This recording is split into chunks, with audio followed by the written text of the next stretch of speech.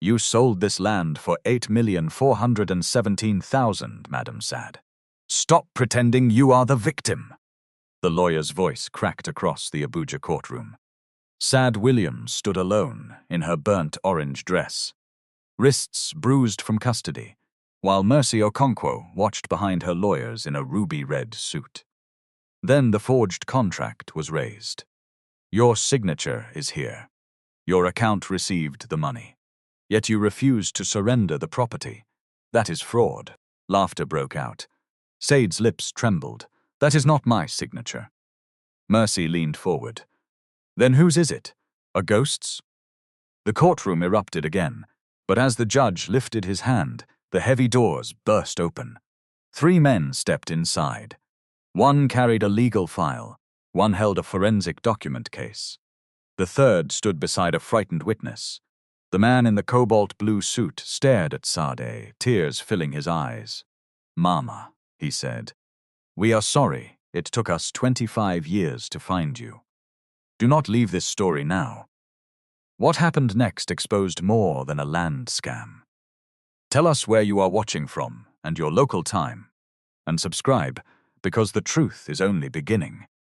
7 weeks earlier, nobody in Kubwa would have believed that Sade Williams would stand in court, accused of stealing land she had paid for with 23 years of sweat. That Saturday morning had begun with music. Not loud music. Sade did not like noise that made people shout before they could hear themselves think.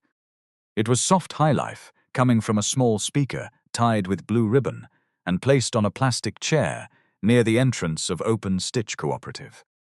At exactly 9:17 a.m., on March 14, 18 women stood in 2 uneven rows inside the workshop. The youngest was 19. The oldest was 52. Each woman wore a simple cream blouse she had sewn herself, with the narrow strip of coarse fabric around the sleeve. The room smelled of pressed cotton, machine oil, and jollof rice, warming in 2 silver coolers outside. On the wall behind them hung a hand-painted sign, Open Stitch Cooperative. Learn a skill. Keep your ruckus. Respect every hand. Sade stood beneath it in her burnt orange dress and pale turquoise head tie. The dress was 4 years old. She had repaired the left sleeve twice and hidden the second seam with orange beads. Around her right wrist was a faded yellow measuring tape. She wore it like some people wore gold. "My daughters," she said, looking at the 18 graduates, "today is not the day your learning ends. Today is the day excuses end." The women laughed. Sade raised one finger. "If a customer brings expensive lace and you cut it carelessly, do not blame Nipa." More laughter. "If you collect deposit, write receipt. If you borrow machine, write it down. If somebody says, 'Trust me, no need for paper,' tell that person trust is not allergic to paper." The laughter became applause. At the back of the workshop, 37 plastic chairs had been arranged for families and neighbors. Most were occupied. Some people stood outside the open windows, fanning themselves with program sheets. Sade had spent Lanta 43,700 on the small ceremony. It was more than she could afford. She had bought certificates, 2 bags of rice, drinks and enough fabric to give every graduate 1 meter as a symbol of a new beginning. She had refused to buy a new dress for herself. "Madam Sade," one of the graduates called. "You will cry today, oh." "God forbid," Sade replied. "I did not train all of you, so you can turn my workshop into River Niger." The room burst into laughter again. Then the music stopped. Not because the speaker failed. Because 3 dark sport utility vehicles had stopped outside the gate. The first vehicle carried 4 uniformed police officers. The second carried 2 court bailiffs and 3 men in white shirts with Cresthaven Properties printed across the chest. The last vehicle carried Mercy Okonkwo. Mercy stepped down slowly. She wore a ruby-red trouser suit that caught the morning light like fresh blood. Her heels were black and sharp. A gold chain rested against her throat. She did not look at the women gathered outside. She looked at the land, then she smiled. Sola Ibe came out behind her in a dark emerald suit. He carried a brown file and a folded court order protected inside clear plastic. The applause inside the workshop died one clap at a time. Sade moved towards the door. "Good morning," she said. "Hope no problem?" Mercy removed her sunglasses. "There is a very serious problem," she said. "You are standing on property that no longer belongs to you." A murmur passed through the room. Sade glanced at the police officers, then at the families watching from the road. "Madam Mercy, we have discussed this matter. I did not sell this place." Mercy's smile disappeared. "That was before you decided to behave like poverty has made your memory useless."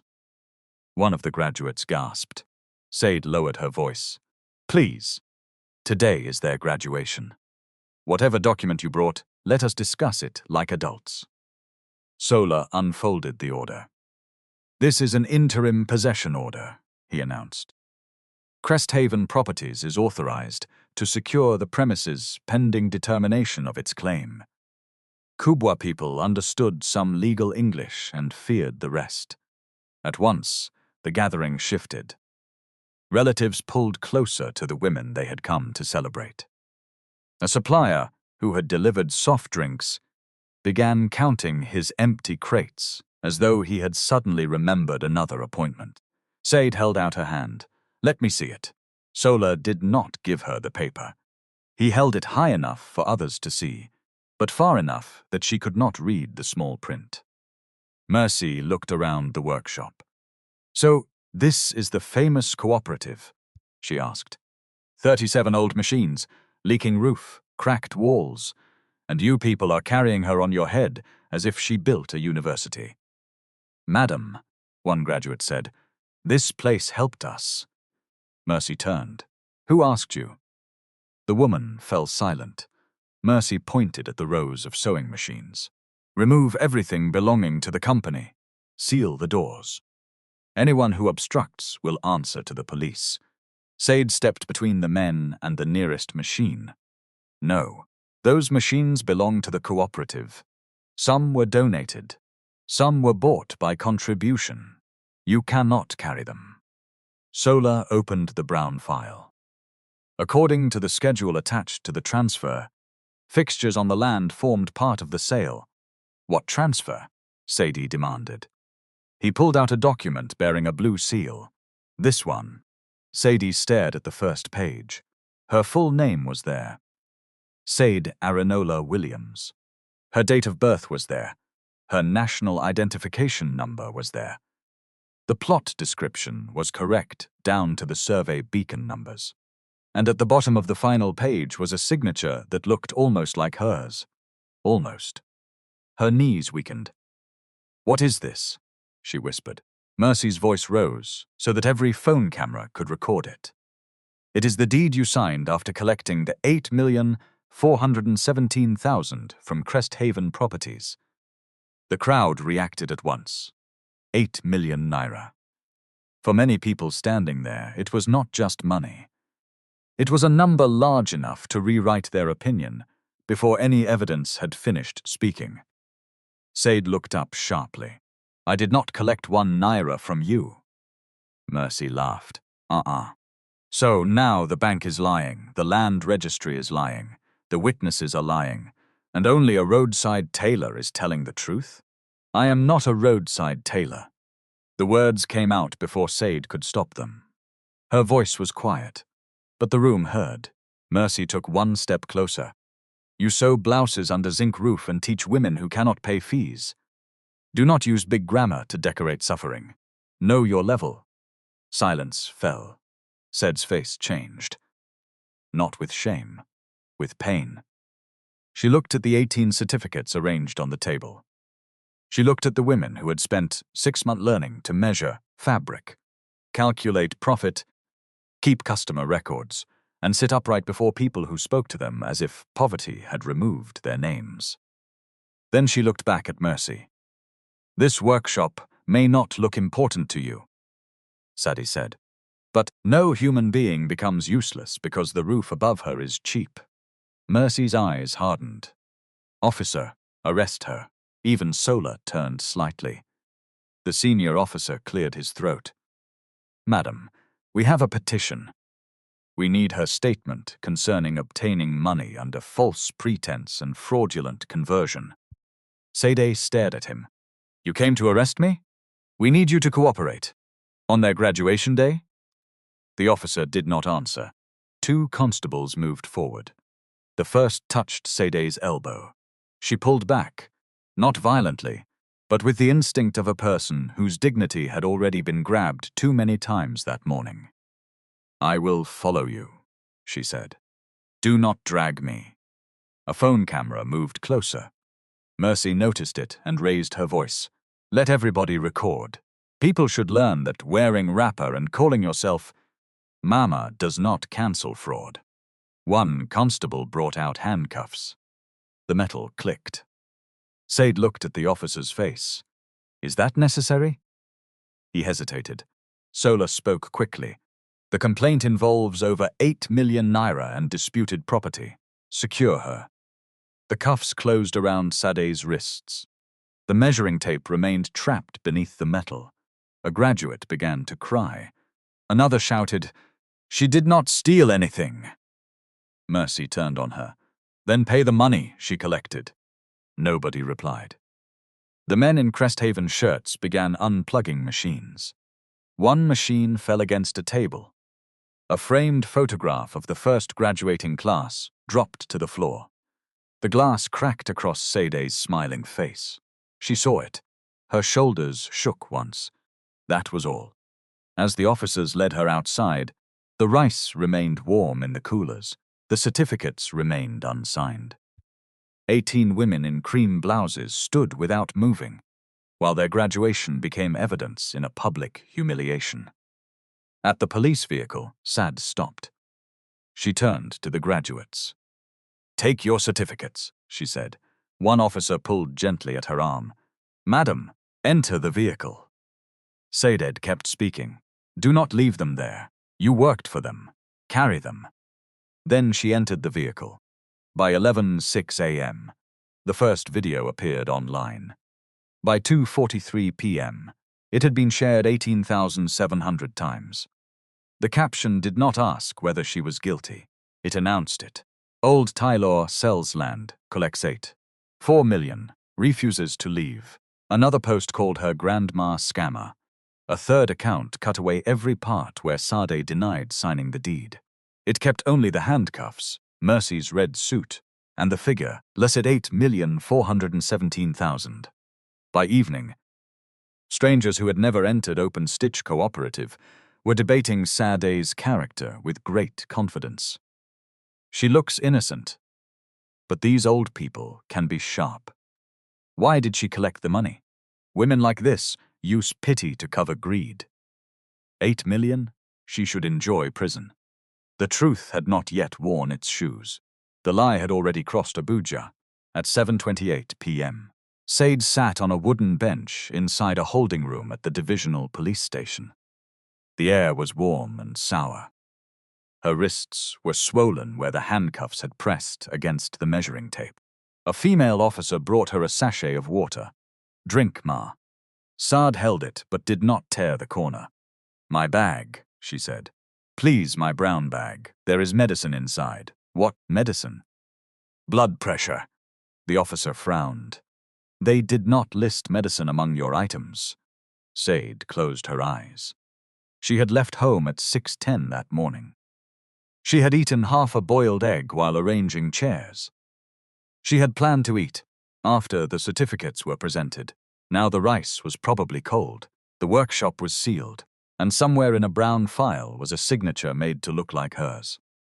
At 8:14 p.m., Sola eBay appeared outside the interview room with 2 officers. He placed a statement form before Sade. This matter can end quickly, he said. Acknowledge that you received the money. Agree to hand over possession. Cresthaven will ask the complainant to consider withdrawing the criminal petition. Sade stared at him. You want me to confess to what I did not do? I want you to be practical. You arrested me at my student's graduation. That ceremony was unfortunate timing. You brought cameras. We did not invite members of the public to record. You stood there while she called me a thief. Sola sighed. Madam Sade, let me advise you as somebody who understands the law. Emotion does not defeat documents. You cannot cry your way out of a signed deed. Sade leaned back. I did not ask you to understand my tears. Good. I asked you to show me the original document. His expression changed, only for a second. But she saw it. Sade had spent 41 years looking at people while they lied about fabric. Customers lied about measurements. Suppliers lied about quantity. Apprentices lied about who broke a needle plate. A face often moved before a mouth chose its answer. The copy is sufficient for this discussion, Sola said. No, he pushed the statement closer. Sign. Sade looked at the blank line, then at him. You people have already borrowed my signature once. I will not lend you another one. Sola's jaw tightened. You are making this difficult for yourself. I am managing. You may spend the night here. I am still managing. He gathered the papers. As he reached the door, Sade spoke again. Barrister. Sola turned. Truth may be slow because it checks where it is putting its feet. But it does not get tired. For the first time that day, Sola did not smile. He left. Sade spent the night on the wooden bench. At 3:21 a.m. She woke with her head against the wall and one hand closed around the faded measuring tape. The holding room was quiet except for a ceiling fan clicking above her. Click, click, click, like an old machine, trying not to stop. She thought of the cooperative. She thought of the cracked photograph. And without warning, she remembered 3 hungry young men standing beneath another leaking roof 25 years earlier. Back then, she had almost nothing. Still, she had opened the door. On September 18, 1999, Sade Williams was 39 years old, recently widowed, and tired in a way sleep could not repair. Her husband, Peter, had died 11 months earlier after a short illness that consumed their savings before it consumed him. The landlord still wanted rent. Fabric suppliers still wanted payment. Customers still wanted their clothes before Sunday service. Grief did not cancel invoices. Sade's first workshop stood behind a crowded mechanic yard near Guagualada. It was one long room with 4-foot piddle machines, 2 electric machines that worked only when power agreed, and a narrow store at the back. The zinc roof leaked in 6 places. Sade knew all 6. That evening, rain had started at 6:42 and refused to stop. Water drummed on the roof. Mud gathered outside the doorway. Sade was bending over a navy blue kaftan when she heard someone knock against the metal frame. Not once. 3 times. She looked up. 3 young men stood beneath the narrow awning. The tallest one wore a brown shirt blackened by smoke. His lower lip was split. The second carried a canvas bag with 1 broken strap. The third had wrapped a piece of cloth around his right palm. All 3 were wet. Good evening, Ma, the tallest said. Sade did not answer immediately. She had heard about the fire that afternoon. A wooden training shed behind the motor parts market had burned after fuel stored near a generator caught fire. Nobody died, but the apprentices who slept there lost their clothes, tools, and small savings. You people came from that workshop? She asked. Yes, Ma, the one with the canvas bag replied. The place that burnt. What do you want? The third young man looked behind him at the rain. Only to stay under this roof till morning. Sade studied them. How old are you? 19, said the tallest. 21, said the second. 18, said the third. Names: Kola Nwosu, Victor Adiemi, Uch Johnson.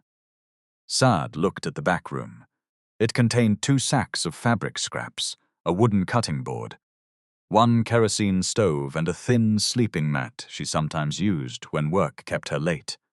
There was no extra bed. There was barely extra air. "You can remain outside under the awning," she said. "When the rain stops, you will go." "Thank you, Ma," Kola replied quickly. Sade returned to the kaftan. She stitched 3 lines, stopped, unpicked 1 line because her hand had moved wrongly. Outside, Victor coughed. Uche whispered something she could not hear. Sade squeezed her face. She hated when compassion interrupted work. Compassion did not know time. It came when rent was due. It came when the pot was small. It came when common sense was already warning a person not to carry strangers on her head. She stood. "Have you eaten?" The 3 men looked at one another. That was answer enough. Sade went to the back and lifted the lid of her cooking pot. Inside was rice and beans. She had planned to eat over 2 days. She counted the portions with her eyes. 1 for that evening. 1 for the next afternoon. Maybe 1 small spoon left for breakfast if she added water. She brought out 4 enamel plates. "Come inside," she said. The young men hesitated. "I will not call you twice." They entered. Sade served the rice equally, not because there was enough, because hunger did not need to know who owned the pot. Kola stared at his plate. "Ma, take some from mine." "You want to insult my measurement?" "No, Ma, then eat." They ate in silence at first. Victor used his left hand because of the cloth around his right palm. Uch swallowed too quickly and began to cough. Sade pushed the sachet of water towards him. "Slow down. Food is not running away." After the plates were empty, Sade sat opposite them. "You can sleep here for 7 days," she said. All 3 looked up. "7?" Victor asked. "Yes, not 8. Not forever." "7. Ma, we can work," Kolsa said. "You will work. This is not hotel." She pointed at them 1 by 1. "You will sweep. You will fetch water. You will help carry materials. Nobody will touch a customer's money. Nobody will bring trouble. Nobody will lie." Uche nodded. Sade lifted 1 finger. "And if you borrow anything, write it down." Victor glanced around the small room. "Even ordinary scissors?" "Especially ordinary scissors. Big things do not disappear every day. Small things destroy trust 1 by 1. That was how 7 days began. 7 days became 3 weeks. Then 6 months. Kola found temporary work at a printing shop and spent evenings reading every paper that entered Sade's workshop. He liked terms and conditions. He questioned receipts. He once argued with a fabric supplier for 20 minutes because the quantity written on the invoice did not match the rolls delivered. "Leave it," Sade told him. "It is only half a yard." Kola shook his head. "Ma, half a yard from 10 customers is 5 yards. Sade looked at him for a long moment. Then she smiled. "Good. Your eye is not sleeping." Victor had patience in his fingers. He could look at 2 handwritten notes and notice what others missed. One afternoon, Sade asked him to arrange old customer receipts. He separated 3 from the pile. "These ones were not written by the same person," he said. Sade laughed. "All were written by me. No, Ma." She stopped laughing. Victor pointed at the figures.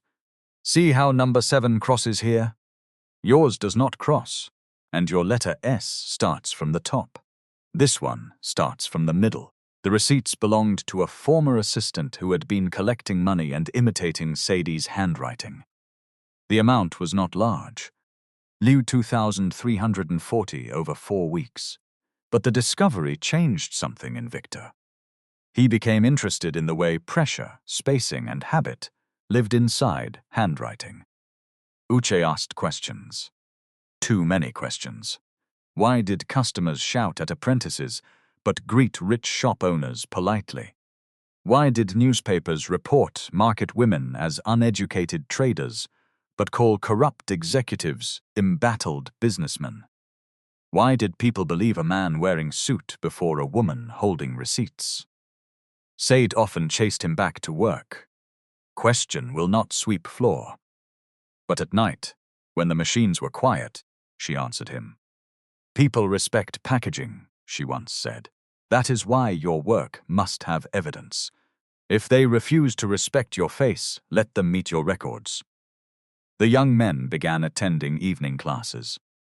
Kola enrolled in a foundation program and later secured admission to study law. Victor took technical courses in printing, document production, and records management.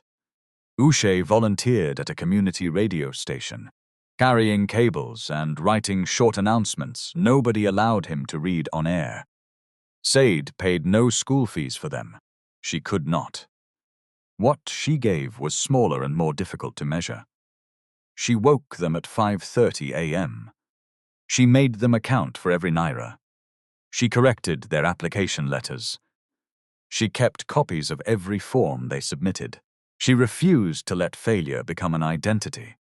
When Kola failed an entrance examination by 4 marks, he stayed outside the workshop until midnight. Sade found him sitting on a broken tire. "I have wasted the money," he said. "You failed exam. You did not burn the country. I disappointed you. You are not important enough to destroy my whole life with one result." He looked at her, confused. Sade sat beside him. "Listen, shame likes to make itself big. Reduce it to fact. What happened? I scored 4 marks below the cutoff. Good. That is fact. What next? I study again. That is also fact. Now stand up." He did. The following year, Kola passed. When Victor's right hand developed an infection from the burn, Sade took him to a clinic and spent a 1,850 meant for rent on treatment. She did not tell him the money was for rent. He discovered it months later when the landlord insulted her in front of customers. "You are carrying 3 grown men on your head," the landlord shouted. "Will they pay your debt with thank you?" Sade stood behind her cutting table. "They are not debt. They are not your children." "No. Then why?" Sade looked at the 3 young men, each pretending not to listen. "Because somebody can belong to your responsibility without belonging to your blood." The words stayed with them. So did the records. Every Sunday evening, Sade opened one hardback notebook and made all 4 of them account for the week. Income, expenses, borrowed tools, promises made, promises kept. "Memory is proud," she told them. "It thinks it cannot fail. Paper is humble. It agrees to remember for you." Uch once laughed. "Ma, one day you will turn all of us into accountants." "No. I am trying to stop all of you from becoming victims." Those notebooks later became the one property Sade saved when fire came again. It happened on June 3, 2001. At 1:26 in the afternoon, smoke rose from a row of shops 2 buildings away. An overloaded electrical connection had sparked inside a store filled with foam and fabric. The flames spread fast. People shouted. Buckets appeared, then disappeared when heat pushed everyone back. Sade was inside the workshop with Victor when the first window cracked. "Carry the machines!" Victor shouted. "No, documents first." "Ma, machines are more expensive. Documents first." They pulled out a metal box containing receipts, training forms, rent agreements, and Sade's notebooks. Kola and Uche arrived minutes later and helped drag 2 machines outside before the roof caught. By evening, half the row was black. Sade's workshop was not completely destroyed, but the landlord declared the structures unsafe. 2 days later, before tenants could organize, bulldozers arrived under a clearance order connected to a road expansion. There was no secret billionaire behind it. No miracle stopped the machines. Poor people simply stood with their belongings in the dust, while officials told them to submit claims at an office many could not locate. Sade received +17, 300 compensation 6 months later. It did not replace one machine. The young men were at a turning point of their own. Kola had been accepted into a scholarship program in Lagos. Victor had received placement at a records and printing institute in Kaduna. Uche had finally been offered paid work at a small radio station in Minna. They wanted to remain with Sade. She refused. "You think suffering together is loyalty?" she asked them. "No, sometimes loyalty is going forward so the person who helped you did not waste her effort." Kola's eyes filled. "Who will help you rebuild?" "I have 2 hands." Victor looked at the burnt machines. "Ma, 2 hands are not enough. They were enough before you came." Uche shook his head. "We will send money. When you can, we will call. When you remember." Kola stepped closer. "We will not forget you." Say touched his cheek. "I did not feed you so you can spend your life paying me back. I fed you because you were hungry." They left within 12 days of one another. For a while, they kept their promises. Kola wrote letters from Lagos. Victor sent postcards from Kaduna. Uche called from public phone centers and always spoke too quickly because he was counting the seconds. Then life began moving addresses. Sade relocated from Gwagwalada to Bwari, then to Suleja, then back into Abuja. One landlord kept her letters after a rent dispute. A bag containing her old contact book was stolen inside a bus at Zuba. Uche's radio station changed ownership, and his line stopped working. Victor traveled for training outside the country for 14 months. Kola's letters were returned after Sade left a rented room without a forwarding address. Nobody made one dramatic decision to abandon anybody. Distance worked slowly. One missed call became 3 months. One returned letter became a year. Years became silence. Sade kept 3 photographs inside her metal box. In one, Kola wore a shirt too large for him and held an admission letter. In another, Victor stood beside a printing machine, smiling with his injured hand raised. In the last, Uche sat before a radio microphone that was not yet connected, pretending to interview the president. Whenever Sade moved, the photographs moved with her. She did not know Kola had become a respected land lawyer. She did not know Victor's work was now requested in banking disputes and insurance cases. She did not know Uche had built a reputation for investigations that made powerful people uncomfortable. And they did not know she had rebuilt her life one hem, one blouse, and one receipt at a time. By 2007, Sade had rented a narrow room in Kubwa and started training 2 women after work. By 2012, the group became a registered cooperative. By 2016, members had contributed enough to secure a long lease on a neglected plot near a drainage channel. By 2019, Sade completed the final installment for assignment of the interest from the previous holder. She paid slowly. Every payment came with a receipt. Every meeting produced minutes. Every document entered a labeled envelope. The land was not glamorous then. There was no transport terminal nearby. No developer wanted it. During rainy season, the road became mud.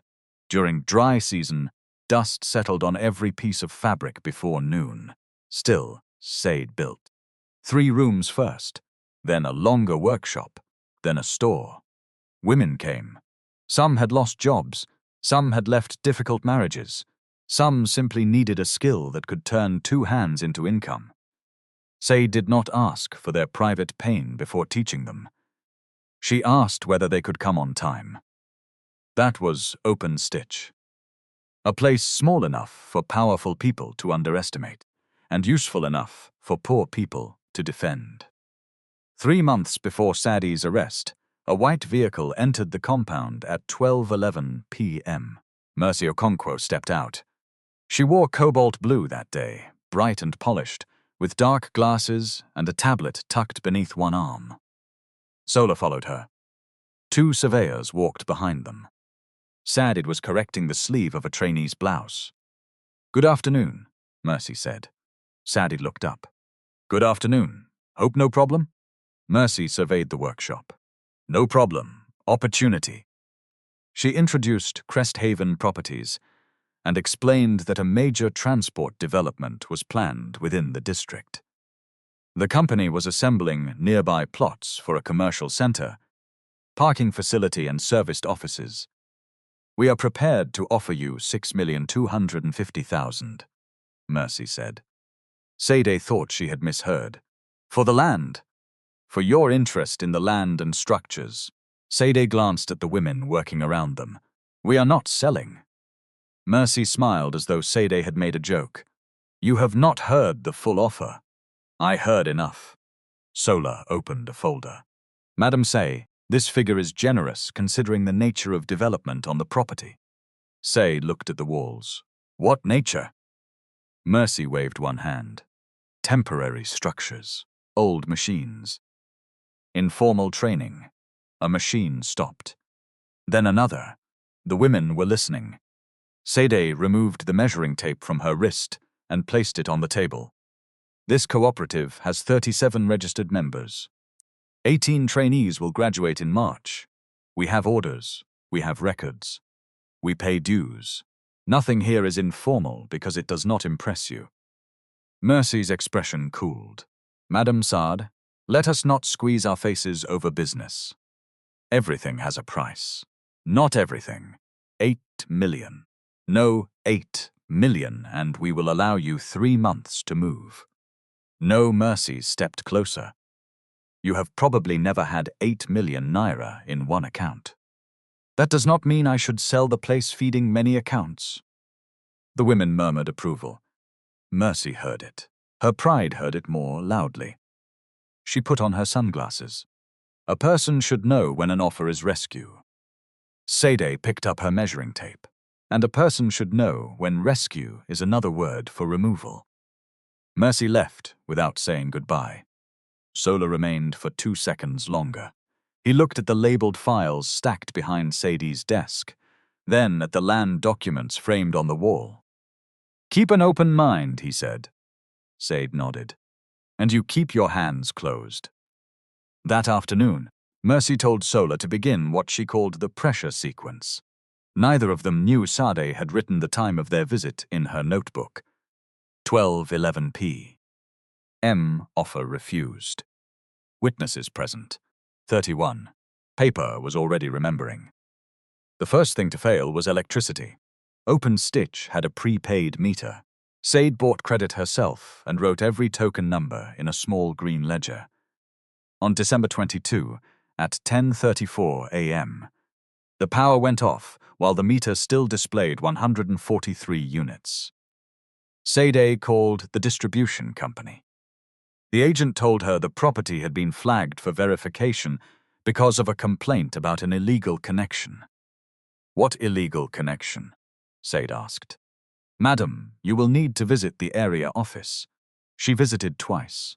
Each time, somebody gave her another desk number. Power returned after 11 days, but only after she paid an inspection fee of 18,650 and produced documents proving the meter belonged to the cooperative. The second thing to fail was access. A truck bringing 26 rolls of fabric was stopped at the entrance by 2 men in reflective jackets. They claimed the inner road had become a controlled construction route. The driver refused to carry the materials by hand and charged Sade an additional 27,000 for waiting. When she complained, the men vanished. The third thing to fail was trust. Messages began circulating among customers. Open Stitch will close soon. Do not pay deposit. The ogre has sold the property. One bride cancelled an order for 8 dresses. Another customer demanded the return of a deposit already used to purchase fabric. A supplier who had given Sade 30 days credit shortened it to 7. Sade wrote down each incident. Date, time, name, amount lost. She visited the police station to make a report about the threats. The officer on duty listened with half his attention and asked whether anyone had physically attacked her. No. Did they damage property? The signboard was pulled down last night. Did you see who did it? No. Do you have camera? No. The officer tapped his pen. Madam, development disputes can be complicated. Maybe you should settle with the company. Sade felt something cold move through her chest. I came to report intimidation. I have heard you. You have not written anything. He looked up, irritated. Madam, do you want to teach me my work? Sade said nothing. She waited until he opened the incident register. Then she watched him write. On January 9th, Cresthaven sent a formal letter claiming Sade had already agreed to sell. She replied through a small legal aid office that the claim was false. On January 27th, Sola sent a copy of a payment advice bearing Sade's name and the figure 8,417,000. The advice listed an account at Unity Frontier Bank. Sade had never banked there. She went to the branch. The customer service officer refused to provide information because she could not supply the account number in full. The copy from Cresthaven showed only the first 4 and last 3 digits. Use my national identification number, Sade said. Madam, that is not how we search. Somebody is using my name. You need a court order or official police request. I am the somebody whose name they are using. The officer softened, but procedure remained procedure. I am sorry, Ma. Sade left with nothing except the name of the bank and a growing fear. She called the legal aid office again. The lawyer who had written the first response had left. The new volunteer promised to review the file, but did not call back. Sade considered finding Kola. The thought embarrassed her. She had not seen him in 25 years. She did not know whether he still remembered the woman from a burnt workshop. She did not even know if he was alive. The same was true of Victor and Uch. Sade had spent years telling herself she did not need repayment. Now, when she needed help, pride tied her mouth. On February 18, 2 women arrived at Open Stitch and offered 4 trainees jobs at a new fashion center. The salaries sounded good. The address belonged to a business linked to Cresthaven. Warned the trainees to investigate before accepting. One woman accused her of blocking opportunities because she wanted cheap labor. The word spread. By the end of February, 9 trainees had stopped attending. On March 3, someone painted Solj across the cooperative gate. Sade scrubbed the red letters herself. On March 8, the signboard was broken. On March 14, Mercy arrived with police, bailiffs, a possession order, and the forged deed. The pressure sequence had finished. The erasure had begun. Sade was released from the station at 1:12 p.m. The following day, after a duty solicitor intervened, she signed a bond requiring her to return for questioning. The police retained copies of her identification documents and warned her not to interfere with witnesses named in the complaint. No charge had yet been filed, but the handcuffs had already done their work. Outside the station, only 2 people waited. One was a graduate from Open Stitch. The other was the soft drink supplier, who came to ask when Sade would pay the balance for the ceremony. He stood 3 meters away, as if accusation could spread through touch. Madam Sade, he said, I am sorry for what happened, but my 31,500, I know. I also have family, I know. When can I get it? Sade opened her purse. She had been 4,800. She gave him been 4,000. The graduate protested, Ma, you need transport. Sade shook her head. A debt does not become smaller because I am suffering. The supplier took the money. He looked ashamed. Still, he took it. The graduate, a 34-year-old mother of 2, led Sade to a bus stop. They waited beneath the sun for 28 minutes. Ma, come and stay with me, the woman said. Sade forced a smile. Your room is already full. We will manage. I am also managing. When Sade reached her rented room in Biajan, the padlock had been changed. Her landlord stood outside with two neighbors. "Madam," he said, avoiding her eyes, "I cannot allow police matter in my compound. I have paid till month end. You can collect balance. My things are inside. They are outside the back veranda." Sade walked around the building. Her mattress leaned against the wall. 2 bags of clothes sat in dust. Her metal box was beneath a plastic basin. The framed photograph of Peter had cracked at one corner. Rain clouds were gathering. For a moment, Sade did not move. The graduate began shouting at the landlord. "You cannot throw an old woman outside because of an accusation." The landlord came around the corner. "Do not insult me in my house. She brought police to my address." "She did not bring police. I do not want problem." Sade lifted one hand. "Enough." Her voice was low. The landlord stopped. Sade looked at him. "I have lived here for 4 years. I know. When your wife was admitted, I stayed with your children. I know.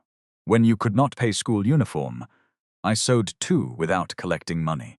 His face tightened. "I know, but no. There is no but inside what I did. I did not help you, so you would owe me. I am only asking whether 4 years of knowing me is weaker than one video." The landlord opened his mouth. Nothing came out. Sade nodded slowly. "That is what I wanted to know."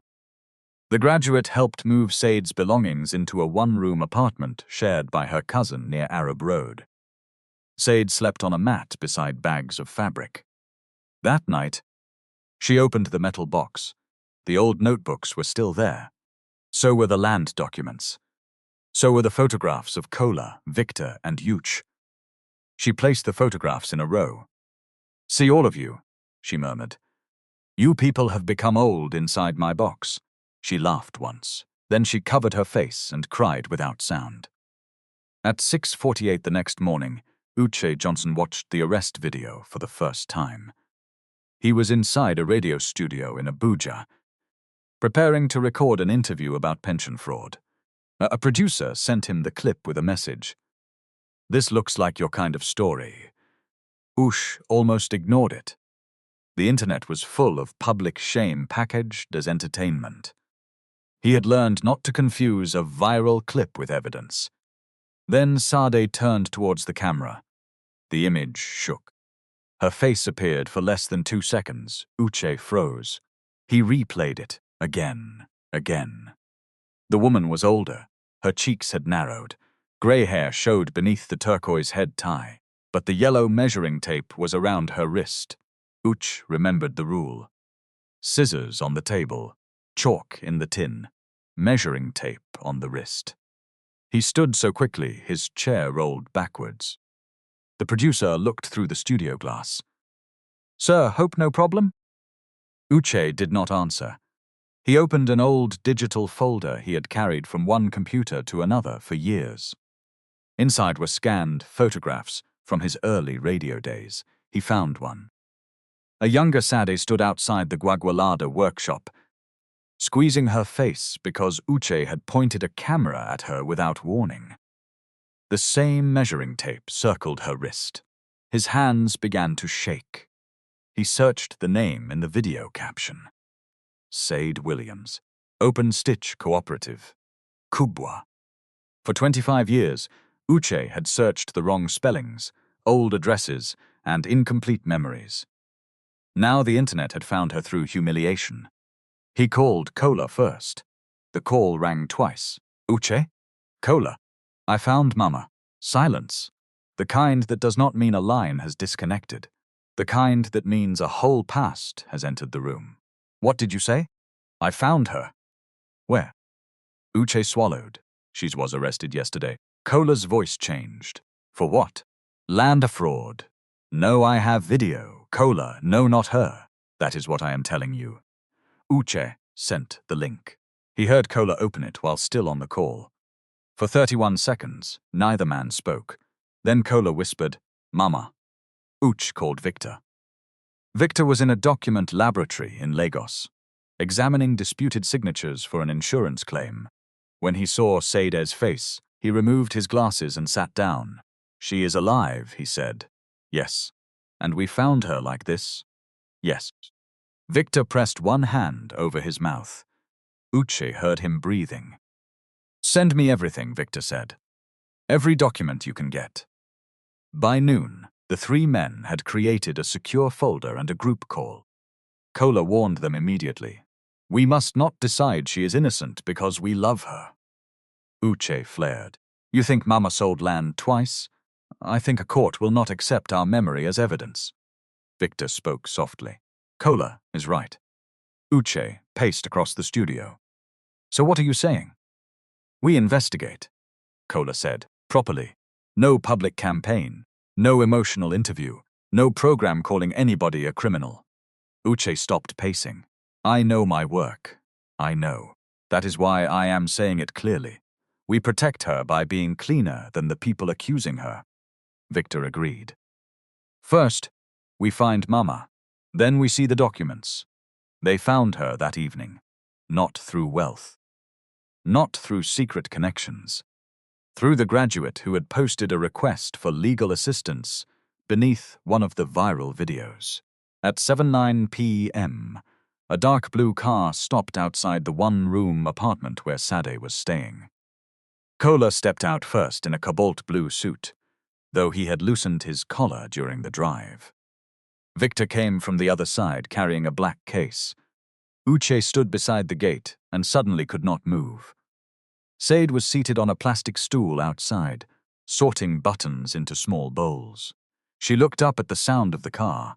Her eyes moved from Kola to Victor, then to Uche. The buttons slipped from her lap, red, white, gold.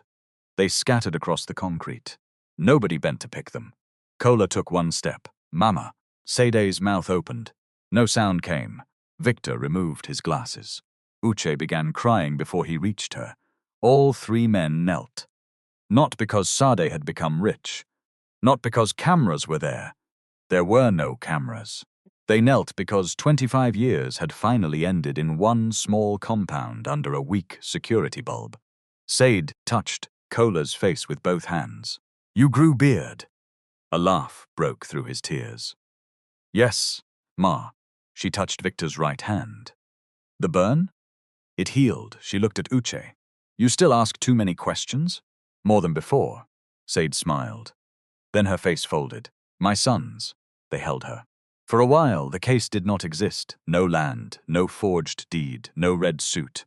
Only 4 people trying to fit 25 missing years into one embrace. Later, inside the room, Sade cooked tea on a single burner, though everyone told her not to bother. You came to my house, she insisted. Will I let you drink air? Kola looked around at the bags and mattress. Mama, is this where you live? For now. What happened to your room? I am managing. Uche's jaw tightened. Who threw you out? Sade pointed at him with a spoon. Do not start radio inside this room. Victor opened the black case. Ma, may we see the document they say you signed? Sade became still. The reunion changed shape. She brought out the copy Sola had sent and placed it on the floor mat. Victor did not touch it at once. He photographed each page, noted the source, and asked who had handled it. Kola read every clause. Uche opened a notebook. Sade watched them. You people came prepared. Kola looked up. You prepared us. He asked Sade to tell the story from the beginning, not from the arrest. From Mercy's first visit, Sade gave dates, times, names, amounts. She opened her green ledger, then a blue one, then the hardback notebook where she recorded meetings. Uche stared. You still keep everything. Sade looked offended. Did I train goats? Victor smiled for the first time. At 11:36 p.m. Kola closed the last file. Mama, I will represent you. Sade shook her head. I cannot pay your fee. I did not ask. I will not take charity. Kola leaned forward. This is not charity. What is it? It is work, necessary work. Victor added, I will examine the documents, but another independent expert should verify my findings. Because I know you. Uche nodded. And I will not put your story on air until we have records that can stand outside this room. Sade looked at all three. You do not believe me? The question hurt them. Kola answered carefully. We believe you, but belief is not what the other side will fear. Evidence is. Sade looked down at the measuring tape around her wrist. Then she nodded. Good, she said. Let us not fight lies with noise. Before they left, Sade asked only one personal question. Are you living well? Kola started telling her about his law practice. She waved him off. I did not ask whether you have car. I asked whether you are living well. Victor understood first. We try to be decent, Ma. Try harder. Uche laughed through his tiredness. There is our mama. The next morning, the investigation began. Not with a dramatic arrest, with a photocopy. And on that photocopy, Victor saw the first crack. Victor enlarged the signature until the letters became black roads across his screen. Sade's usual signature began with a narrow upward stroke on the S, dipped sharply, then crossed the final S with a quick return movement. The signature on the deed looked correct from a distance. Up close, it behaved like a stranger wearing her clothes. The S began too low. The pressure disappeared midway through the surname. The final stroke stopped, then continued from a different angle. Victor did not call it forgery yet. He wrote one word in his notes, questioned, at 8:05 a.m. The following day, he asked Sade to provide 20 undisputed signatures from different years. She gave him bank forms, cooperative minutes, supplier receipts, and an old clinic record. Every item was copied in Kola's presence. Each copy was numbered. Each source was written down, no shortcuts. Kola spent the same morning at the land registry. He filed an application for certified copies of the title history, survey plan, and every instrument recorded against the plot. The clerk at the first desk told him the file was unavailable. The clerk at the second desk said it had been transferred. The clerk at the third desk asked him to return in 2 weeks. Kola placed his practicing card on the table. I am representing the registered interest holder in active litigation, he said. Please acknowledge this request today. The clerk looked at the card, then at Kola's face. Barrister, these files are many. I did not ask for many. I asked for one. Come tomorrow. Stample my copy before I go. The clerk squeezed his face. Kola remained seated. After 13 minutes, the copy was stamped. That small stamp later mattered. Uche began with people. He interviewed Sade's neighbors, graduates, suppliers, and cooperative members. He recorded nothing secretly. He explained the purpose, requested consent, and separated what people knew from what they had heard. Many had facts. More had rumors. One man claimed he saw Sade carrying bags of cash. When? Uche asked. Last year. Which month? I cannot remember. Where? Near the bank. What kind of bag? The man became annoyed. My brother, are you saying I am lying? I am asking what you saw. People often enjoyed accusations until questions arrived. By the third day, Uche had identified 5 former landholders who had complained about Cresthaven or companies connected to it. 4 agreed to speak privately. Their stories were not identical. That was important. One had signed a sale agreement, but claimed the amount was altered after signing. Another denied signing at all. A widow said a payment entered an account opened with her identity details, then disappeared before she knew the account existed. A mechanic said his complaint collapsed after the only copy of his receipt went missing from a government file. Different roads, same destination, loss of land. Kola warned Uche again. Do not publish. I have not. Do not even tease the investigation on air. I know. Mercy will try to make this about media persecution. Uche closed his notebook. She humiliated Mama in front of cameras. Yes, and we are supposed to whisper. We are supposed to build something that will survive cross-examination. Uche looked away. Kola softened. You wanted people to tell the truth about the poor. This is your chance. Do it carefully. Uche nodded. Carefully did not mean quietly forever. It meant the noise would come after the foundation. On the 5th day, Unity Frontier Bank responded to a preservation letter from Kola. The bank would not release account records without an order, but it confirmed that an account matching the masked number existed and had been opened 11 days before the disputed payment. The account name was Sade Williams. The registered phone number was not hers. The address was not hers. The identification number was hers. Kola applied urgently for disclosure. Cresthaven opposed it, arguing that the criminal investigation should proceed first. The court granted limited access because the account was central to the civil claim. The records arrived in a sealed envelope. Sade sat between Kola and Victor when they opened it. The account opening photograph showed a woman in a blue head tie. She was not Sade. Her face was rounder. Her nose was wider. A dark mark sat beneath her left eye.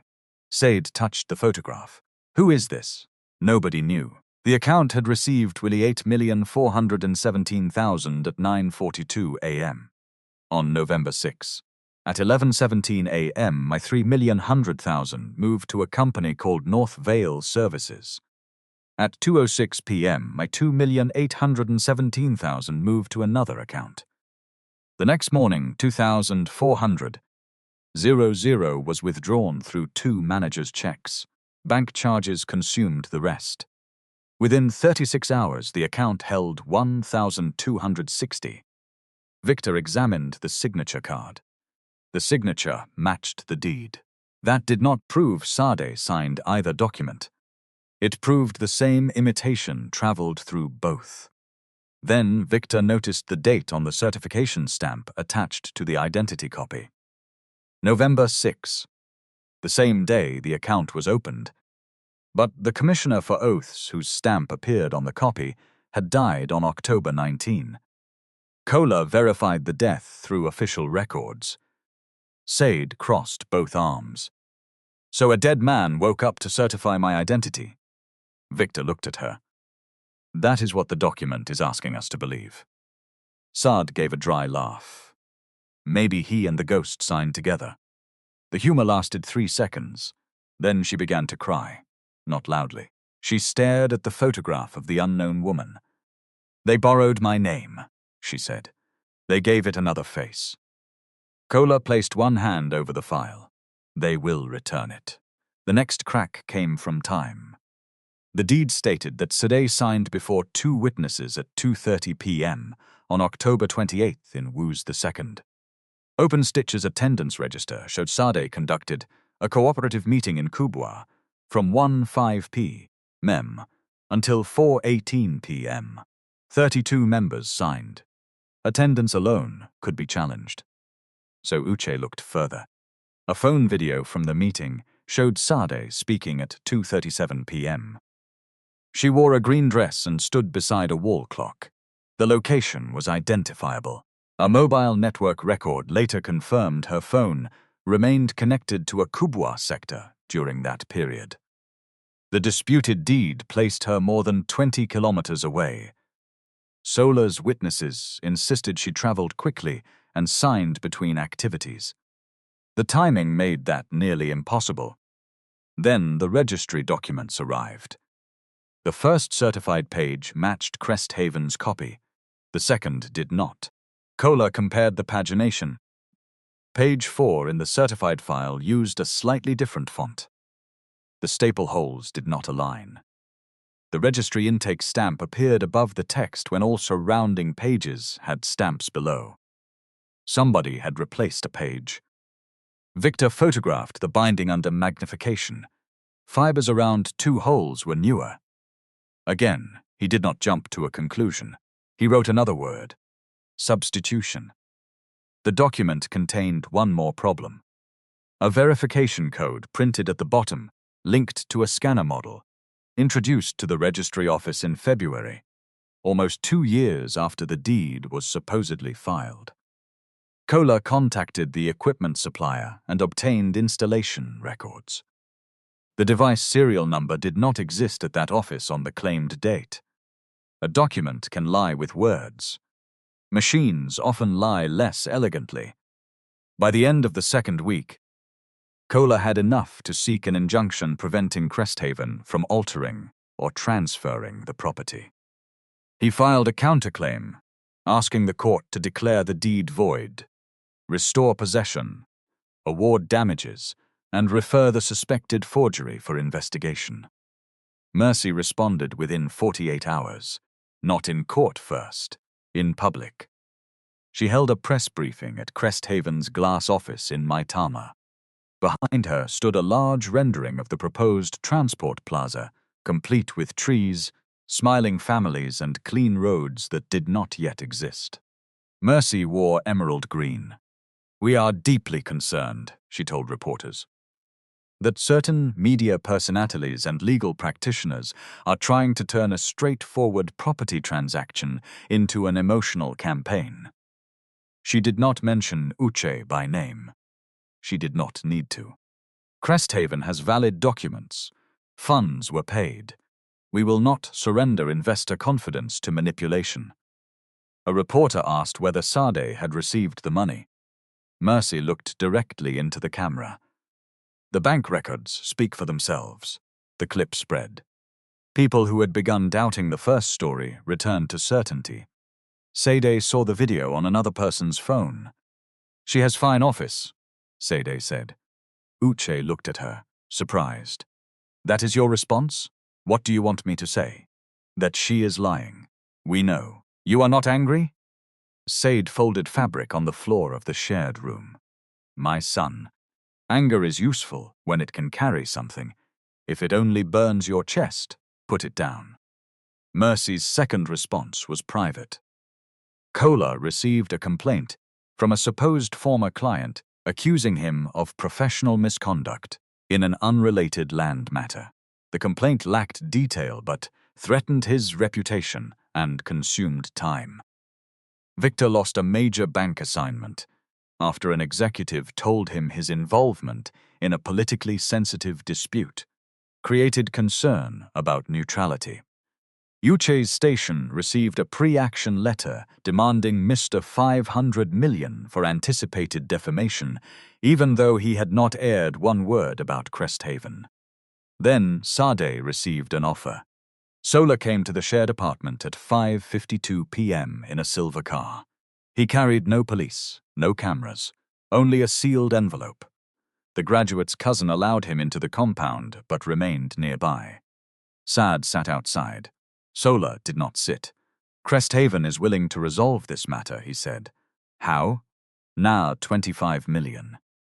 Sade looked at him. He placed the envelope on a plastic table. "You withdraw your counterclaim. You acknowledge the transaction. You vacate the land within 14 days.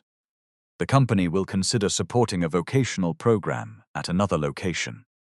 "Consider?" "The terms can be refined. And the criminal accusation. The complainant will write that it no longer wishes to proceed." Sade looked at the envelope. 25 million naira. Enough for rent, enough for machines. Enough to stop sleeping beside fabric bags in somebody else's room. Sola saw the silence and mistook it for surrender. "You have already suffered," he said. "Do not let those 3 men use your situation to build their names." Sade raised her eyes. "They had names before they found me. They are emotionally involved. So are you. I am doing my job. Is your job to carry another woman's face into a bank and call it mine?" Sola's mouth tightened. "You should be careful with accusations. You came with money because you are careful. I came with peace." Sade pushed the envelope back. "Peace that needs me to lie is only a quieter war." Sola did not touch it. "Madam Sade, you are protecting a leaking shed as if it is a palace." Sade stood. The burnt orange wrapper around her waist was faded. Her slippers were worn. Behind her, clothes hung from a rope stretched across a small veranda. She had never looked less powerful. Yet Sola stepped back. "A place does not become worthless because poor people built it," she said. "And a person does not become cheap because you found her tired." Sola picked up the envelope. "You will regret this. I already regret opening my gate when your company first came. That regret is enough." He left. The following morning, somebody sent a recording of the conversation to Mercy. The recording began after Sola entered the compound and ended before he reached his car. He had recorded it himself. Mercy listened twice. Then she threw the phone onto her desk. "She is enjoying this," she said. Sola stood before the window. "She is frightened." "She does not sound frightened. Some people use stubbornness to hide fear." Mercy looked at him. "Then remove the people giving her courage." Sola hesitated. "We have already filed complaints. I did not say write more letters." "What exactly are you asking?" Mercy walked to the window. Below, cars entered and left the Cresthaven compound. "The registry clerk who helped us is becoming nervous." Sola's face changed. "Faith has not said anything. Yet, she needs this job. Fear changes direction when cameras arrive." Sola lowered his voice. "I told you replacing that page was unnecessary." Mercy turned sharply. "And I told you the original chain was weak. The bank trail was enough. The bank trail was not land title." For several seconds, neither spoke. Then Mercy said, "Call Faith." Faith Bellow had worked in the Land Registry Records Unit for 11 years. She was not powerful.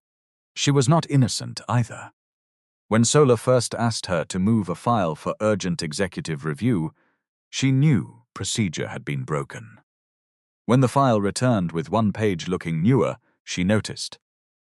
When he gave her Minder 120,000 inside a brown envelope and called it transport support, she took it. Her mother needed medication. Her rent was overdue. Fear and need did not make the act right. They only made the wrong easier to explain to herself. After Sade's arrest video spread, Faith stopped sleeping well. She saw the handcuffs each time she closed her eyes. On March 24, she used a newly purchased phone to send Uche one message. The file was changed. "He will destroy the original index."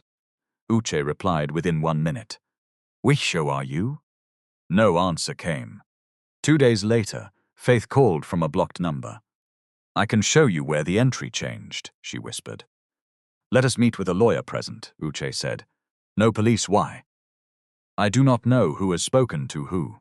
Are you in danger?" "I am in trouble." They agreed to meet at a legal aid office at 4:30 p.m. the next day. Faith did not come. At 5:12, her phone went off. At 7:40, Uche drove to the address she had given. The room was locked. A neighbor said Faith had left with 2 bags and her mother before sunrise. Uche called Kola. "She has disappeared." "Do not use that word yet," Kola said. "What word should I use?" "She failed to attend. We do not know why. Her phone is off. Her room is empty. That may mean she is frightened.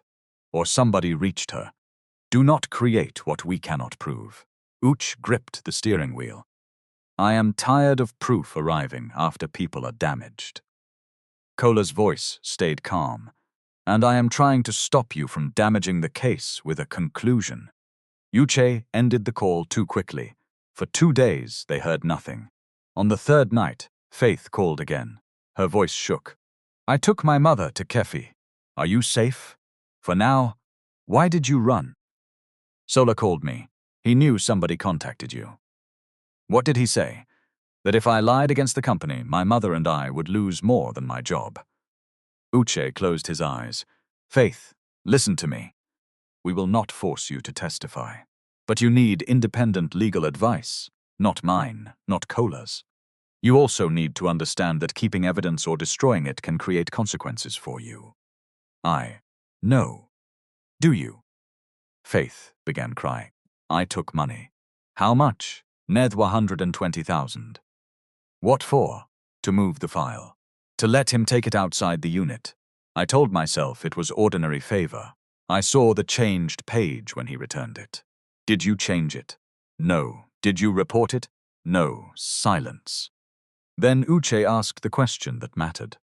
Do you have anything that can prove what happened? Faith breathed in. Yes.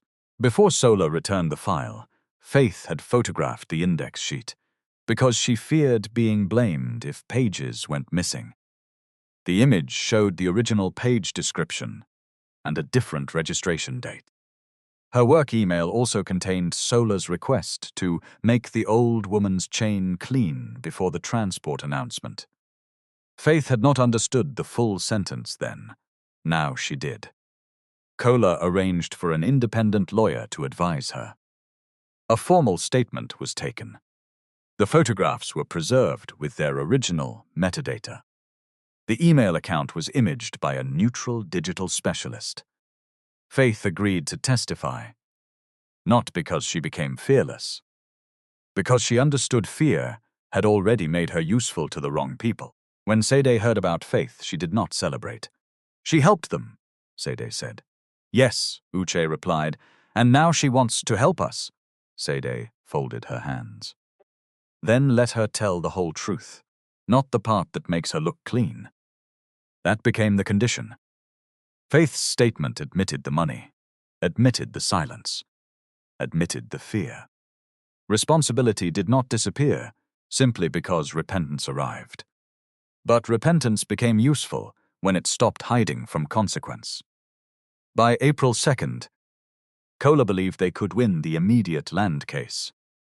Victor was less satisfied. We have shown the signature is likely copied, he said. We have shown the bank account used another woman's photograph. We have shown the registry page was substituted. But we still need the source signature. What do you mean? Uche asked. Foras does not grow from air. Whoever made this had access to at least 2 genuine documents signed by Mama. Sade listened from the corner, then she slowly stood. 2 documents. At least. She went to the metal box and opened a smaller envelope. Inside were copies of forms she had submitted during Cresthaven's first approach. Sola had asked for evidence of ownership, identification and cooperative registration to prepare what he called an improved offer. Sade had given him copies. One was a 2019 payment acknowledgement. Another was a 2021 cooperative resolution. Victor placed them beside the forged deed. The beginning of the signature came from the first document.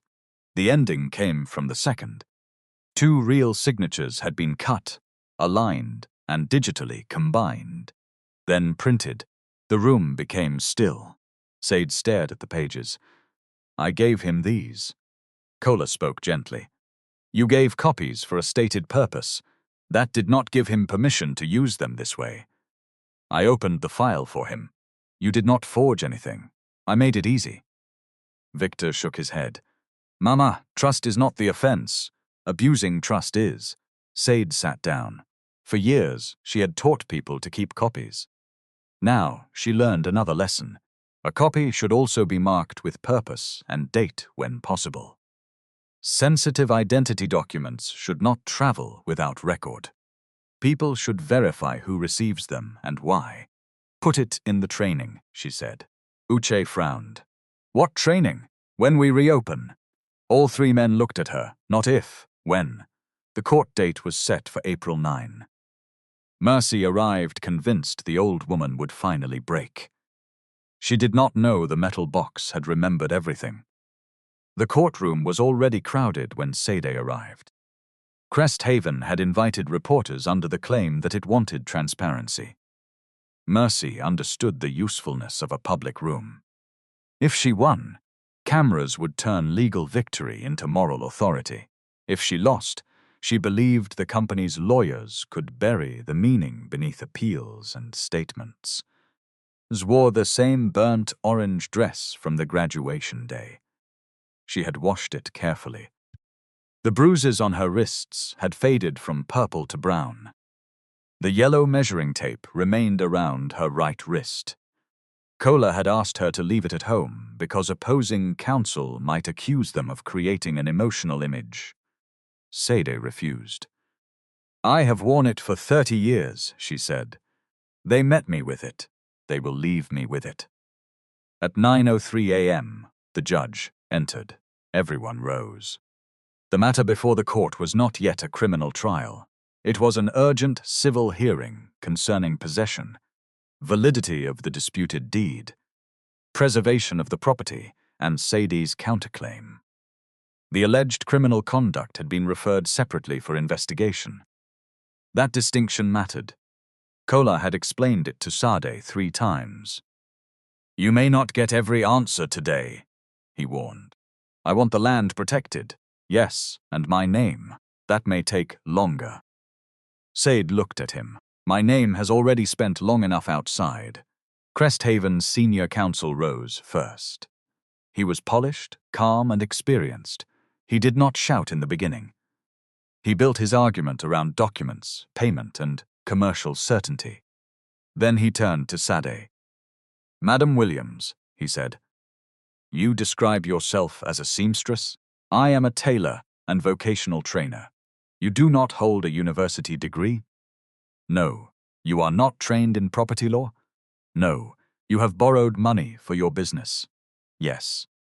You were under financial pressure in October, like many small businesses. Please answer yes or no." "Yes, and Cresthaven offered you money." "Yes. An amount far greater than your yearly income." "Yes." The lawyer lifted the deed. "You sold this land for 8,417,000, Madam Sade. Stop pretending you are the victim." His voice cracked across the Abuja courtroom. Sade stood alone in her burnt orange dress, wrists bruised from custody, while Mercy watched behind her lawyers in a ruby-red suit. Then the forged contract was raised. "Your signature is here. Your account received the money. Yet you refuse to surrender the property. That is fraud." A few people laughed. Not everyone, but enough. Sade's lips trembled. "That is not my signature." Mercy leaned toward Sola and spoke loudly enough to carry. "Then whose is it? A ghost's?" The courtroom reacted again. The judge lifted one hand. Before he could speak, the heavy doors opened. 3 men stepped inside. Victor carried a forensic document case. Uche stood beside Faith, whose face was pale beneath a navy blue head scarf. Kola had stepped outside moments earlier to meet them after a delayed security check. He entered now in his cobalt blue suit, carrying a thick legal file. He looked at Sade. For 1 second, the lawyer disappeared. The hungry 19-year-old returned. "Mama," he said, "we are sorry it took us 25 years to find you." The room fell silent. Mercy's counsel objected at once. "My lord, this emotional display has no place in these proceedings." Kola faced the bench. "I apologize, my lord. The witness and expert were delayed at the entrance. We are ready to proceed." The judge looked over his glasses. "This court will decide on evidence, not theater. Everyone will conduct themselves accordingly." "Yes, my lord," Kola said. Mercy smiled again. She thought the rebuke belonged only to them. Kola began with the title history. He presented Sade's original assignment, payment receipts, and cooperative resolutions. Each document was supported by a certified copy or testimony from the issuing source. He showed that Sade's interest predated Cresthaven's claimed transaction. Then he called attention to the disputed date. "Madame Sade, where were you at 2:30 p.m. on October 28? "At Open Stitch Cooperative." "What were you doing?" "Chairing a meeting." "How many people attended?" 32 members signed. More came late. Cresthaven's counsel stood. "Self-generated records." Kola nodded. "Which is why we also have a phone recording made by a member for training purposes, mobile network location data obtained by order, and 2 independent visitors who signed the attendance register." The video played. Sade appeared on a wall-mounted screen, standing before a group of women. The timestamp read 2:37 p.m. A clock behind her showed nearly the same time. She was speaking about fabric inventory. The clip lasted 22 seconds. Enough. Cresthaven's alleged witnesses placed her in Woostsud at 2:30. The distance, traffic records and phone location placed her in Kubwa. Mercy stopped smiling. Victor testified next. He explained his relationship to Sade before presenting any finding. Yes, she helped me when I was 18, he said. For that reason, I requested independent verification of every conclusion. The second examiner's report is before the court. Cresthaven's counsel leaned forward. So you admit bias? I admit history. Bias is managed through transparent method, preserved samples, and independent review. Victor displayed 20 genuine signatures. He did not use big words to impress the room. He explained line quality, pressure, pen lifts, spacing, and rhythm. A signature is not only a picture, he said, it is movement. A copied shape may resemble the original while failing to reproduce the movement that created it. He enlarged the signature from the deed. The broken pressure became visible. The unnatural stop appeared. Then he placed 2 genuine signatures beside it. The room saw what had happened. The opening came from the 2019 acknowledgement. The ending came from the 2021 resolution. 2 real signatures had been combined. Cresthaven's counsel attacked. Can you identify the person who created this image? No. Can you say where it was created? No. So your evidence does not prove my client forged anything. Victor did not resist the limitation. My evidence shows the questioned signature was not naturally written by Sade Williams. Attribution is a separate question. The answer strengthened him. He did not pretend to know what the science could not prove. Next came the bank records. The account bore Sade's name and identification number. But the photograph was another woman. The phone number belonged to a prepaid line activated 2 days before account opening. The address led to an empty office once rented by North Vale Services. The certifying official had died 18 days before his stamp appeared on the identity copy. The courtroom no longer laughed. Mercy whispered to Sola. Sola did not look at her. Kola traced the money. Lil 8,417,000 entered. Lil 3,100,000 moved to North Vale Services. Lil 2, 807,000 moved to an account controlled by a vendor that had supplied Cresthaven. 2 managers' checks removed 2,400,000. One of those checks was deposited into the account of a consultancy owned by Sola's brother-in-law. Sola's face drained. Mercy turned towards him. He shook his head once. It was the smallest movement in the room, the most dangerous. Kola then addressed the registry file. Certified pagination showed a break. Staple holes did not align. The disputed page had been scanned using equipment, installed almost 2 years after the stated date. Cresthaven's counsel objected that the equipment records were collateral. The judge allowed limited use to test authenticity. Then Faith was called. She walked to the witness box with both hands clasped. Uche watched from the second row. He had not aired an investigation. He had not published her identity. He had not turned her fear into content. Faith took the oath. Kola began gently. What is your role? I work in the records unit. Did you handle the file relating to Sade Williams' plot? Yes. Did you remove it from normal custody? Faith swallowed. Yes. Why? Mr. Sola Ibe asked me to send it for urgent executive review. Was that proper procedure? No. Did you receive money? Mercy's eyes fixed on her. Faith looked down. Yes. How much? Now 120,000. From whom? Sola Ibe. A sound passed through the courtroom. Cresthaven's counsel rose sharply. This witness is admitting corruption and seeking to save herself by accusing others. Kola turned to Faith. Are you seeking to hide your conduct? No. Did you report the money before this case became public? No. Why not? I was afraid, and I needed it. Does need make it right? Faith's eyes filled. No. Does fear remove your responsibility? No. What happened when the file returned? One page had changed. How do you know? I photographed the index before it left, because I feared pages might go missing. The original image was shown. The file index listed a different instrument number, and no Cresthaven deed. Its metadata placed the photograph before the file left Faith's custody. Her email contained Sola's request to make the chain clean before the transport announcement. Under cross-examination, Faith admitted everything again. The money, the silence, the delayed report.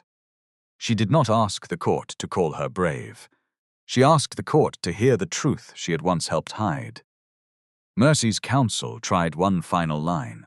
You are testifying because Mr. Johnson promised to protect your reputation. Faith looked at Uche. No. Did he not meet you? He arranged a lawyer who did not work for him. Did he not tell you what to say? He told me to say the whole truth, including the part that made me look bad. Uche lowered his head. Sade watched Faith return to her seat. Their eyes met. Faith began to cry. Sade did not smile at her. She did not turn away either. Then came the email chain.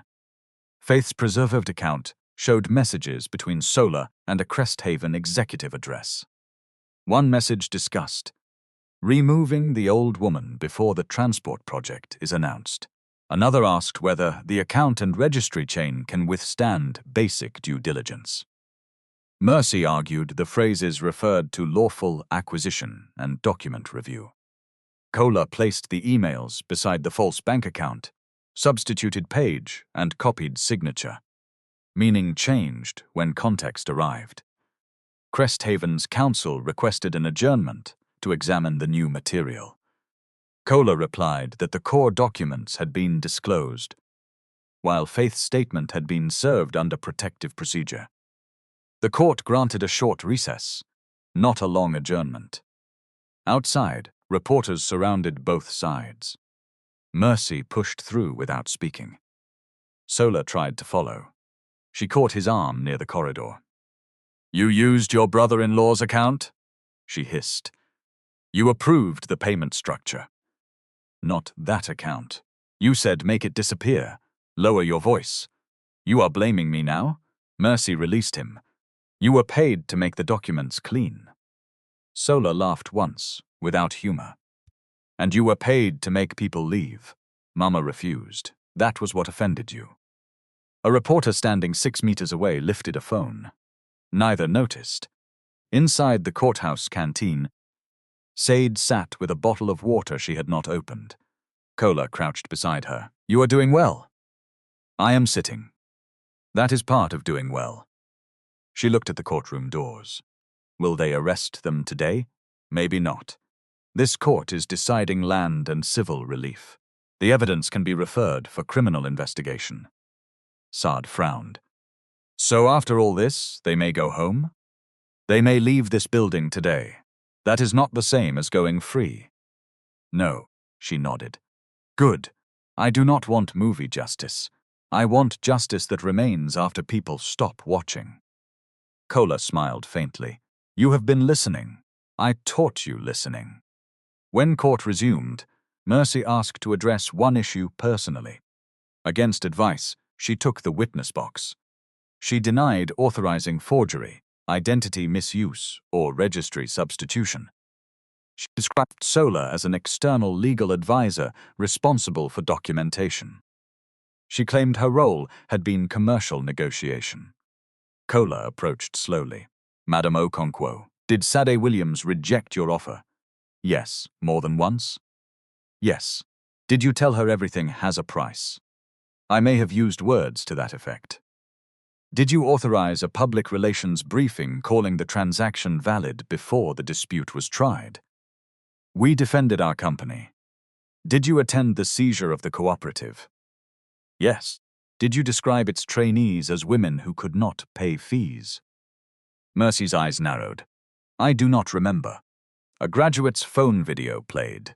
Mercy's own voice filled the courtroom. 37 old machines, leaking roof, cracked walls, and you people are carrying her on your head as if she built a university, the video continued. You sew blouses under zinc roof and teach women who cannot pay fees. Do not use big grammar to decorate suffering. Know your level. Mercy's ruby-red suit seemed brighter under the courtroom lights. The cruelty sounded uglier when returned to her without the power of the moment. Kola stopped the video. Was that necessary to protect investor confidence? Mercy looked towards the judge. I was responding to obstruction. You were responding to a poor woman who said no. Objection. Sustained, the judge said. Counsel, ask questions. Kola nodded. Did you instruct Sola Ebe to resolve the title chain? Yes, lawfully. Did you receive his email stating the old woman must be removed before the transport announcement? I receive hundreds of emails. Did you reply? Do whatever is necessary. We cannot lose the parking corridor. Mercy paused. Yes, but no further questions. The pause remained after she stepped down. Sola did not testify. His lawyers advised him not to answer questions that might expose him to criminal liability. The court noted the choice without treating silence as automatic proof. By 4:26 p.m., submissions ended. The judge returned at 5:18 with an oral ruling on the urgent issues and directions for the remaining claims. He spoke for 43 minutes. The court found that Cresthaven had failed to establish a credible lawful transfer. The questioned deed contained serious evidence of fabrication. The payment account did not identify Sade as the person who opened or operated it. The title record showed signs of improper alteration. The possession order was discharged. Cresthaven was restrained from entering, developing, transferring, or interfering with the land. Sade's right to possession was restored immediately. The court directed that certified copies of the record be sent to the police fraud unit, the Land Registry Disciplinary Authority, and the relevant legal professional body. A later hearing would determine full damages, but Cresthaven was ordered to pay interim costs and fund preservation of the cooperative equipment removed from the property. Then the judge addressed the public humiliation. Financial vulnerability is not evidence of dishonesty, he said. Lack of formal education does not make a citizen's title less worthy of protection. Commercial power carries no license to convert social prejudice into proof. Sade lowered her head. Her shoulders shook. Kola placed one hand over hers. Mercy stared forward.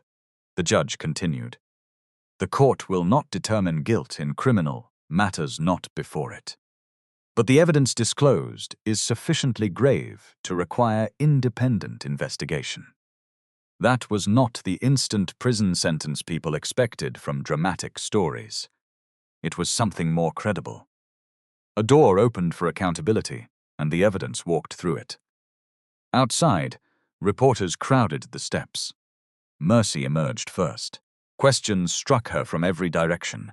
Did you authorize the false account? Will you resign? What did remove the old woman mean? Did Cresthaven target other landholders? Mercy's security team formed a path. For the first time, nobody stepped aside because of her suit. Sola came out through another door and found investigators waiting to serve a request for interview and preservation notices. He was not dragged away. He was not beaten. His passport was not seized on the courthouse steps. But his confidence had gone. He kept looking over his shoulder as if documents were following him. Sade emerged last. The same phones that had recorded her in handcuffs now turned towards her freedom. A reporter asked, Madame Sade, how do you feel after defeating Cresthaven? She stopped. I did not defeat a building, she said. People made choices. People must answer for choices. Do you forgive Mercy Okonkwo? Another asked. Sade looked across the steps. Mercy was entering her vehicle. Forgiveness is not a broom for sweeping evidence away, she said. Let accountability finish its work. Then she turned to Faith. The younger woman stood apart, crying. Sade walked towards her. Faith bent her head. Ma, I am sorry. Sade did not embrace her. Not yet. You took money? Yes, Ma. You kept quiet. Yes, you helped them hurt people. Faith's voice broke. Yes, Sade nodded. Then do not spend your apology only on me. Help every file you can help. Tell every truth you know. Accept whatever lawful consequence comes. That is how sorry becomes useful. Faith wept harder. I will. Sade touched her shoulder once. Behind them, Uche's producer asked whether he would finally air the story. Uche looked at Kola. Kola said, the ruling is public. The evidence admitted is public. Separate confirmed fact from ongoing allegation. Uche smiled. You still talk like law textbook, and you still need one. Victor laughed. Say looked at the three men. My sons, they turned. Take me to my workshop at 7:06 p.m. The seal came off the open stitch gate. The first padlock resisted because rain had entered it. A bailiff applied oil. The key turned on the third attempt. Sade stepped inside. The place looked wounded. 2 machines had broken legs. Fabric bundles were damp. The graduation certificates lay beneath dust. The framed photograph remained on the floor with cracked glass. 18 graduates entered behind her. Nobody spoke. Sade picked up the photograph. One woman said, Ma, we are sorry we left. Sade looked around. Some had defended her. Some had hidden. Some had believed the video. Tomorrow, Sade said, everybody should come with broom. The women stared. Ma, we cannot sew inside dust. A laugh escaped one person, then another. Soon the room filled with laughter and tears together. The following months were slower than the court victory. Real repair always was. The fraud investigation traced North Vale Services to a network of related transactions. 4 other landholders reopened complaints. Banking staff faced disciplinary hearings. The unknown woman in the account photograph was identified as a casual worker who said she had been paid minda 35,000 to complete forms for a market survey account. Her claim was investigated rather than automatically accepted. Sola's professional body opened proceedings concerning misuse of client documents and interference with public records. Prosecutors later filed charges relating to forgery, identity misuse, and conspiracy. He was entitled to defend himself. Mercy was suspended by Cresthaven's board pending an independent review. Months later, she resigned after the review found that she had approved pressure tactics, ignored compliance warnings, and created incentives for unlawful conduct. Criminal responsibility remained for the courts to determine. Cresthaven did not disappear overnight. Its shareholders did not lose every building because of one ruling. Instead, the company was ordered, through settlements and regulatory action, to audit 5 years of land acquisitions, notify affected owners, preserve records, and contribute to an independently administered legal support fund. That consequence reached further than one dramatic fall. It changed procedure. Faith kept her promise. She cooperated with investigators, returned the fine 120,000, and accepted suspension while disciplinary proceedings continued. She later worked with a civic records group, teaching registry staff how to report improper requests safely. She never called herself a hero. She knew heroes did not need to be forced by another woman's handcuffs before speaking. But she also learned a person is not required to remain forever inside the worst choice she has made. Repentance needs evidence too. The damages hearing concluded 6 months later. Sade received compensation for unlawful interference, damaged equipment, lost income, and reputational harm. The figure was substantial but not magical. It did not turn her into a billionaire. It paid debts, restored machines, and gave the cooperative breathing room. Kola, Victor and Uche offered to buy her a large house in Maitama. Sade refused before they finished speaking. "You people want to carry me on your head now? Mama, you deserve comfort," Kola said. "I deserve to choose my comfort," Victor asked.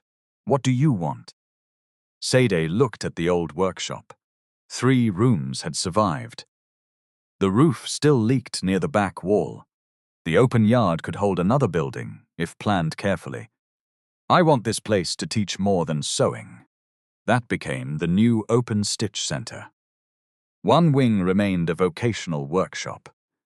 Another became a records clinic, where small traders learned to issue receipts, mark copies, document payments, verify account details, and keep evidence of submissions. Every Wednesday, volunteer lawyers provided free consultations on tenancy, employment, and land documents. Victor helped design a simple guide showing people how signatures and identity documents could be misused. It did not promise that paper could prevent every crime. It taught practical habits. Write the purpose on copies, keep the original, record who received a document, never sign blank pages, verify account names before payment, ask for an independent witness, report unusual changes early. Uche created an ethics workshop for young reporters. A viral video is not a verdict. A handcuff is not proof. A powerful press statement is not evidence. The poor do not owe the public tears before their rights become believable. Kola established a monthly legal desk for people facing title disputes. He insisted on one rule: no promises of miracle justice. Only records, procedure, and honest assessment. On November 21, the built center opened. The sign outside was new. Open Stitch Center. Learn. A skill. Keep your records. Respect every hand. Sade wore a fresh, burnt orange dress, sewn by the 18 women whose graduation had been interrupted. The sleeves carried turquoise embroidery. Her old measuring tape remained around her wrist. Kola wore cobalt blue. Victor wore cream with a narrow blue cap. Uche wore charcoal gray and carried no microphone. Mercy was not invited. Sade did not need her humiliation to complete the day. Justice was not a party built around an enemy's absence. It was a door people could now enter. After the speeches, food was served beneath a canopy. Former trainees returned with children, spouses, and samples of their work. 4 other landholders whose cases had reopened sat together near the front. Faith came quietly and stood at the edge of the compound. Sade saw her. This time, she opened both arms. Faith crossed the yard and entered them. No camera was close enough to capture the words Sade whispered. That was proper. Some moments should remain human before they become content. Near sunset, when most guests had left, Sade noticed a young woman outside the gate. She looked about 19. Her slippers were dusty. A small nylon bag held 2 blouses and a notebook. She had been watching the machines through the fence. Sade walked towards her. "My daughter, hope no problem." The young woman straightened. "I came to ask about training, Ma. Why did you not enter?" "I do not have the registration money yet. When did you last eat?" The woman looked away. That was answer enough. Sade led her inside. There was 1 plate of rice left beneath the cooler lid. Sade placed it on a table and pushed it forward. "Eat." The young woman hesitated. "Ma, I came for information. An empty stomach cannot learn." Sade sat opposite her. "Eat first. Then we will discuss your future." Across the courtyard, Kola heard the words. He stopped walking. Victor looked at him. Uche smiled. 25 years disappeared again. Not because the past had returned, because kindness had continued without waiting for repayment. That was the part of Sade's story that stayed with me most. Not the courtroom applause. Not Mercy's fall. Not even the moment 3 successful men called a poor seamstress mama before a crowded room. What stayed was how quickly people believed a polished company over a woman in worn clothes. They saw her handcuffs and treated them as evidence. They heard a large amount of money and assumed need had already made her dishonest. They measured truth by clothing, office address, and vocabulary. That habit is dangerous. Respect should not begin after we discover somebody is connected to powerful men. Sade deserved dignity before Kola entered the courtroom. She deserved to be heard before Victor examined the signature.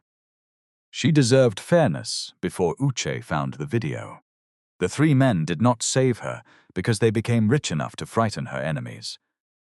They helped because their different skills met her careful records: law, forensics, journalism, courage, paper, procedure, and one woman's stubborn refusal to sign a lie. There is also a lesson in Faith's part. Silence can feel safe when wrongdoing benefits powerful people, but silence does not stay neutral. It usually lands on the person with the least protection. Speaking late cannot erase the harm, yet speaking fully can still stop that harm from spreading. And there is a lesson in the ending. Justice is not only watching an arrogant person lose status. That may feel satisfying for a moment. Real justice restores what was taken, repairs what was damaged, exposes the method, and changes the system so another person is harder to erase. Names, institutions, and circumstances in this telling have been shaped to carry those lessons without pointing at any particular person or establishment. What matters is the human truth beneath them. Dignity does not rise and fall with income, and a person's level is never beneath basic respect. Actions travel. Cruelty travels. So does kindness. Sometimes kindness returns as a lawyer carrying a file. Sometimes as an expert holding a magnifying lens. Sometimes as a journalist who refuses to publish before verifying. And sometimes it returns as one final plate of rice placed before a hungry stranger. Sade watched the young woman eat. Then she opened a fresh notebook. At the top of the first page, she wrote the date. Below it, she wrote the young woman's name. Then she drew a straight line and began again.